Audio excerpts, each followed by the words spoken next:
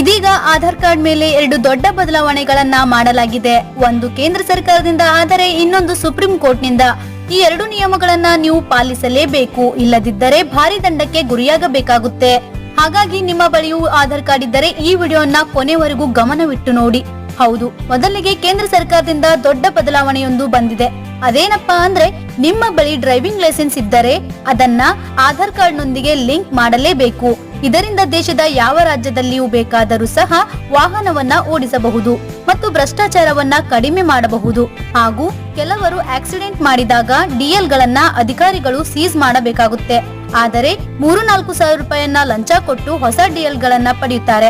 ಆದ್ದರಿಂದ ಒಂದು ಬಾರಿ ಡಿಎಲ್ ಗಳನ್ನ ಆಧಾರ್ಗೆ ಲಿಂಕ್ ಮಾಡಿದರೆ ತಾವು ಕಟ್ಟಿರುವ ಫೈನ್, ಟ್ರಾಫಿಕ್ ನಲ್ಲಿ ಮಾಡಿರುವ ತಪ್ಪುಗಳು, ಆಕ್ಸಿಡೆಂಟ್ಗಳು ಎಲ್ಲವೂ ಆಧಾರ್ ಕಾರ್ಡ್ ನಲ್ಲಿ ಟ್ರ್ಯಾಕ್ ಇಟ್ಟಿರುತ್ತಾರೆ. ಜೊತೆಗೆ ಆಧಾರ್ ಕಾರ್ಡ್ ಬ್ಯಾಂಕ್ಗೆ ಲಿಂಕ್ ಆಗೋದ್ರಿಂದ ಟೋಲ್ಗಳಲ್ಲಿ ನೀವು ಡಿಎಲ್ ಮೂಲಕ ಸಲೀಸಾಗಿ ಹಣವನ್ನ ಕಟ್ಟಬಹುದು.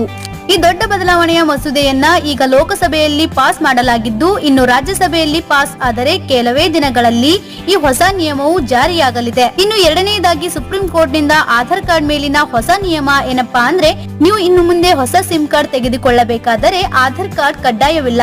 ಬದಲಿಗೆ ಅಡ್ರೆಸ್ ಪ್ರೂಫ್ ಗಾಗಿ ನಿಮ್ಮ ವೋಟರ್ ಐಡಿ ಅಥವಾ ಡಿಎಲ್ ಗಳನ್ನ ಕೊಡಬಹುದು ಎಂದು ಸುಪ್ರೀಂ ಕೋರ್ಟ್ ಆದೇಶ ಹೊರಡಿಸಿದೆ.